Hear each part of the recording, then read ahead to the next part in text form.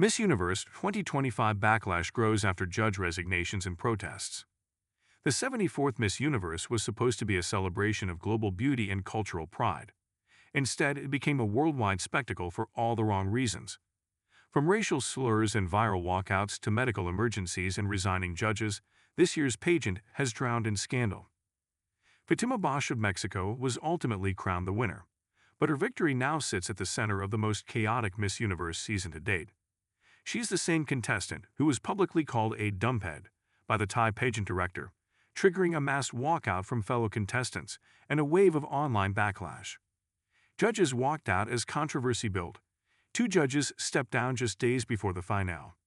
Omar Harfouch didn't leave quietly. He accused organizers of allowing an unsanctioned panel to determine finalists behind the scenes. Claude Makélélé followed, citing personal reasons. The official response dismissed these claims, insisting that all protocols were followed. But the timing told its own story. When jurors leave mid-event and cite integrity as the reason, the audience doesn't shrug. They watch more closely. The Miss Universe organization claimed these complaints were based on confusion around a separate program called Beyond the Crown. That explanation didn't land. The resignations came after Bosch, Miss Mexico, walked out of a pre-pageant event in protest.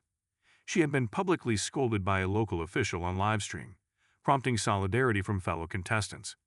What began as a power struggle turned into a publicity storm, and somehow the woman at the center of it all won the crown. Online reactions fueled suspicion. The internet didn't need much to spiral, but this pageant handed critics a blueprint. Hours before the final aired, an alleged list of pre-selected finalists began circulating online.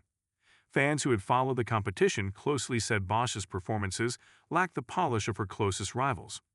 Comment sections turned chaotic. Some wondered whether her family's ties to Miss Universe President Raul Rocha Cantu helped shape the outcome. Whether that's true remains a matter of who you ask and what you're willing to believe. One former Miss Universe winner called for a return to sealed on-stage haute counts, once standard protocol, now strangely absent. Meanwhile, viewers pointed out that Bosch's gown shared intricate design motifs with the Miss Universe crown. Coincidence, said some. Choreographed symbolism, said others. Then came the viral clip, Bosch's brother standing calmly in the audience, printing just before the winner was announced. Fans called it the villain smile, a smug look that screamed certainty, not surprise. Whatever the intention, it fed the perception that this win was preordained, and did little to ease the storm. Pageant culture faces a reckoning. What used to be a unifying spectacle now looks more like a brand exercise. From its early days under Donald Trump to its recent ownership changes, Miss Universe has always walked a fine line between competition and commercial theater. This year's backlash isn't about sour grapes, it's about trust. When your judging panel falls apart, your scoring process is unclear, and your winner becomes a lightning rod, people notice.